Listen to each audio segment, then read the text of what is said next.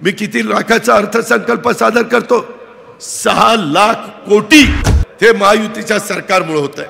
आम्ही सरकारमध्ये अर्थमंत्री पद माझ्याकडे, तिजोरी आपल्याकडे. शेवटी आपण बघा, कुठेही आपण लग्नाला पंक्तीला गेला, पंगत वाढत असताना वाढप्या जर ओळखीचा असेल तर जेवण करणाऱ्याचा फायदा होतो. 288 लोक बसलीत पंक्तीला. किती? 288. आणि अजित पवारकडे वाढप्याचं काम आले.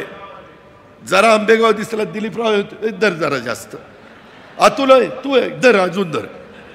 होतं ना, मनुष्य स्वभाव आहे, ह्याच्यात अतिशयोक्ती नाही आहे.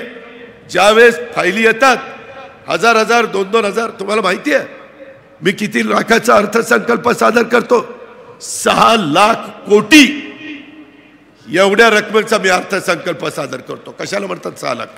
एकाने या आणि इतर तुम्हाला कागद आणि पेन देतो, दाखवा 6 लाख कोटी काढून.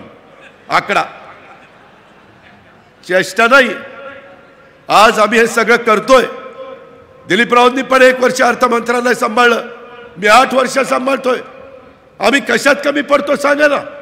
तुमची पुणे जिल्हा मध्यवर्ती सहकारी बँक गेले 30 वर्ष आम्ही तिथे चांगली चालवली.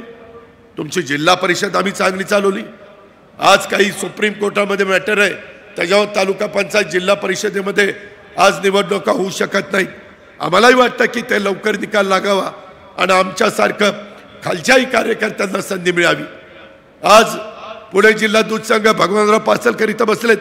विचारा, तिथं कुठली अडचण आली तर विष्णू असेल, बाकीचे आम्ही सगळे असू, दूर करण्याचा प्रयत्न करतो. कारण संस्था कायमच्या राहणार आहेत. तुम्ही आम्ही आज असू, उद्या नसू, संस्था कायमची आहे आणि ती टिकली पाहिजे. महाराष्ट्रामध्ये ज्या भागामध्ये संस्था नीट चालल्या नाही तिथं अडचण झालेली आहे. देश विदेशातील प्रत्येक घडामोडींचे लाईव्ह अपडेट मिळवण्यासाठी आता साम टीव्हीच्या सर्व सोशल मीडिया प्लॅटफॉर्मला लाईक, फॉलो आणि सबस्क्राईब करा. तसंच सर्व नोटिफिकेशनसाठी बेल आयकॉन प्रेस करायला विसरू नका.